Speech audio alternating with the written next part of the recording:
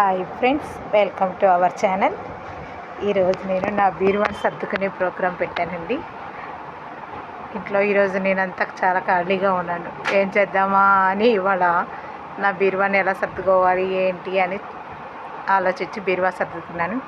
ఇదిగోండి నా బట్టలు ఎన్ని ఉన్నాయో చూడండి. ఎన్ని రకాల బట్టలు ఉన్నాయి. నా దగ్గర ఉన్న చీరలన్నీ కొన్ని సంవత్సరాల కాలం నాటి చీరలు ఉంటాయి. ఇదిగోండి, ఇది పట్టు చీర. ఇది దగ్గరగా 8 సంవత్సరాలు అయింది ఈ చీర. ఇది నా పెళ్ళి అప్పటి చీర. ఈ శారీ 29 ఏళ్ళు అయింది. ఈ శారీ దీన్ని ఎక్కడ నేను ఎప్పుడు వాష్ చేయలేదు, ఊరికే కట్టి పక్కన పెట్టేసుకోవడమే.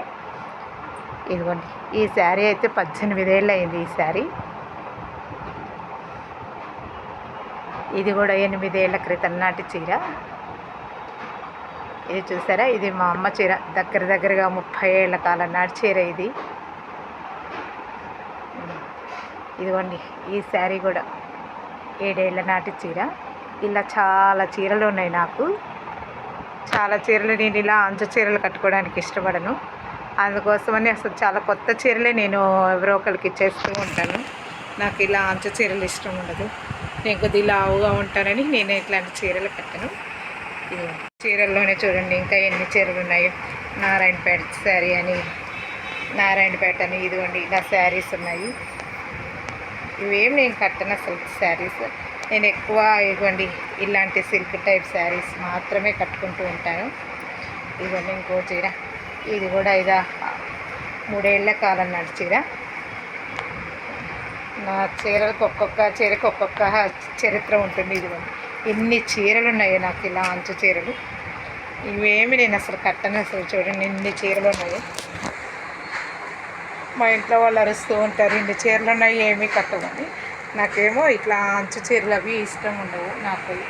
నాకల్లా ఇలా సిల్క్ చీరలే ఇష్టం. చూడండి సిల్క్ చీరలు కూడా చూడండి ఎన్ని శారీస్ ఉంటాయో. ఏ కాలం నాటి శారీసో ఉన్నాయి నా దగ్గర.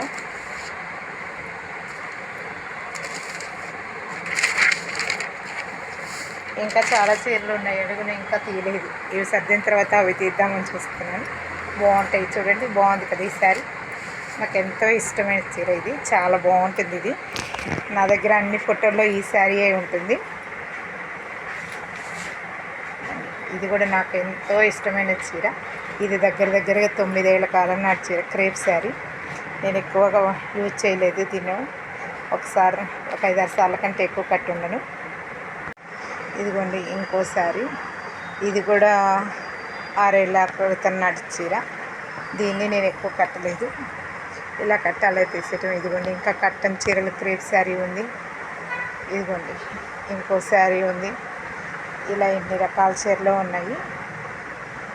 ఇంకా మా చెల్లి వాళ్ళ పిల్లలు అలా వచ్చినప్పుడు, అమ్మ నీకు తక్కువ చీరలు ఉన్నాయి అమ్మ అంటుంటారు.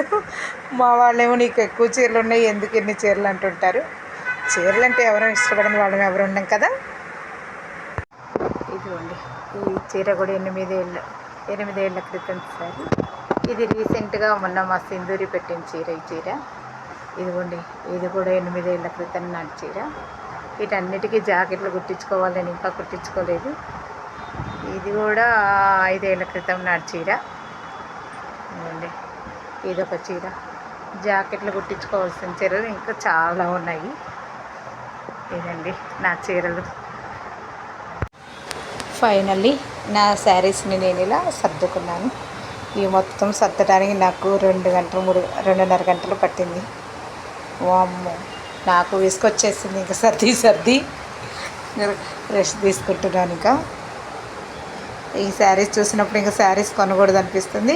ఈలోగా ఎవరో ఒకళ్ళు కొత్త శారీ ఒక మోడల్ చూపిస్తారు, కొనేసేస్తూ ఉంటాం. ఇంకా మా ఇంట్లో మా హస్బెండ్ పెట్టుకోవడానికి బీరువాలో ఖాళీయే లేదు. అన్నీ నా శారీస్ తోటే నిండిపోయింది బీరువా మొత్తం. లాస్ట్లో ఉన్న 2 రోస్ మాత్రం మా హస్బెండ్ బట్టలు పెట్టేశాను. అదండి ఇలా సర్దుకున్నాను. ఈరోజు నాకు టైం పాస్ సరిపోయింది నా బీరువా సర్దటంతో.